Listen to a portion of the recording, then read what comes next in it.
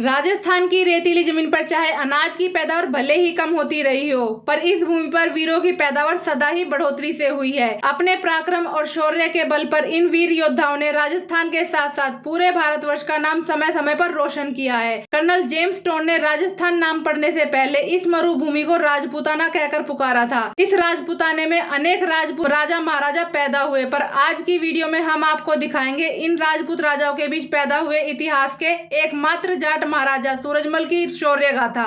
नमस्कार, मेरा नाम जया है। आप देखना शुरू कर चुके हो आपका अपना सरल हिस्ट्री चैनल, जहां आपको आपके इतिहास से रूबरू करवाया जाता है।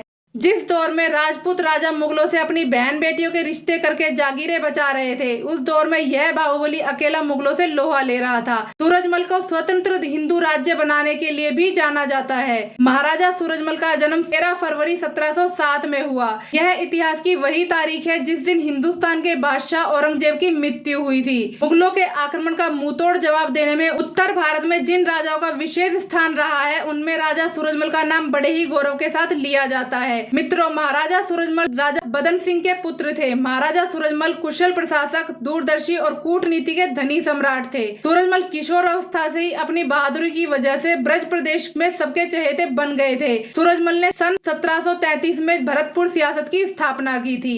महाराजा सूरजमल का जयपुर सियासत के महाराजा जयसिंह से अच्छा रिश्ता था। जयसिंह की मृत्यु के बाद उसके बेटों ईश्वरी सिंह और माधो सिंह में सियासत के वारिस बनने को लेकर झगड़ा शुरू हो गया। सूरजमल बड़े पुत्र ईश्वरी सिंह को सियासत का अगला वारिस बनाना चाहते थे, जबकि उदयपुर सियासत के महाराणा जगत सिंह छोटे पुत्र माधो सिंह को राजा बनाने के पक्ष में थे। इस मतभेद की स्थिति में गद्दी को लेकर लड़ाई शुरू हो गई। मार्च 1747 में हुए संघर्ष में ईश्वरी सिंह की जीत हुई। लड़ाई यहाँ पूरी तरह खत्म नहीं हुई। माधो सिंह मराठों, राठौड़ और उदयपुर के सिसोदिया राजाओं के साथ मिलकर वापस रणभूमि में आ गया। ऐसे माहौल में राजा सूरजमल अपने 10,000 सैनिकों को लेकर रणभूमि में ईश्वरी सिंह का साथ देने पहुंच गए। सूरजमल को युद्ध में दोनों हाथों में तलवार लेकर लड़ते देख राजपूत रानियों ने उनका परिचय पूछा। तब सूर्यमल मिश्र ने जवाब दिया था, नहीं जाटनी ने सही व्यर्थ प्रसव की पीर, जन्मा उसके गर्भ से सूरजमल सा वीर। इस युद्ध में ईश्वरी सिंह को विजय प्राप्त हुई और उन्हें जयपुर का राजपाट मिल गया। इस घटना के बाद महाराजा सूरजमल का डंका पूरे भारत देश में बजने लगा।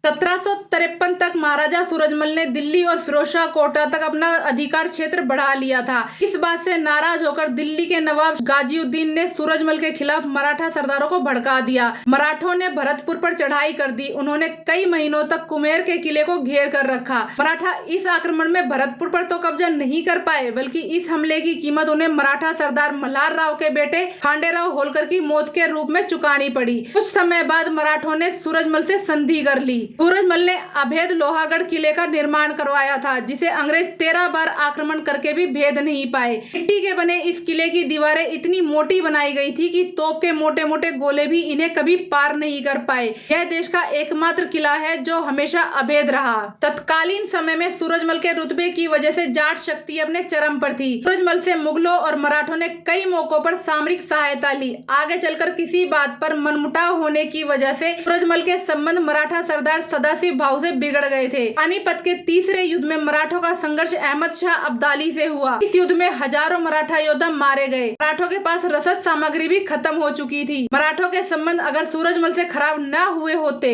तो इस युद्ध में उनकी यह हालत न होती। इसके बावजूद सूरजमल ने अपनी इंसानियत का परिचय देते हुए घायल मराठा सैनिकों के लिए चिकित्सा और खाने पीने का प्रबंध किया। उस समय भरतपुर सियासत का विस्तार सूरजमल की वजह से भरतपुर के अतिरिक्त धौलपुर, आगरा, मैनपुरी, अलीगढ़, हाथरस, इटावा, मेरठ, रोहतक, मेवात, रेवाड़ी, गुड़गांव और मथुरा तक पहुंच गया था। हर महान योद्धा की तरह महाराजा सूरजमल को भी वीरगति का सुख समर भूमि में प्राप्त हुआ। 25 दिसंबर 1763 को नवाब नजीबुद्दौला के साथ हिडन नदी के तट पर हुए युद्ध में सूरजमल वीरगति को प्राप्त हुए। उनकी वीरता, साहस और पराक्रम का वर्णन सुदन कवि ने सुजान चरित्र नामक रचना में किया है। हमारे इतिहास को गौरवमय बनाने का श्रेय सूरजमल जैसे वीर योद्धाओं को ही जाता है, जिन्होंने मातृभूमि की रक्षा के लिए अपने प्राण तक न्यौछावर कर दिए। ऐसे सच्चे सपूतों को हमेशा वीर गाथाओं में याद किया जाएगा। दोस्तों, इस वीडियो में इतना ही। आपको वीडियो कैसा लगा कमेंट जरूर करना, और अगर आप पहली बार सरल हिस्ट्री चैनल का वीडियो देख रहे हैं तो इस चैनल को सब्सक्राइब जरूर करना, क्योंकि यहाँ रोजाना आपको आपके ऐतिहासिक जानकारियाँ वाले वीडियो देखने को मिलेंगे।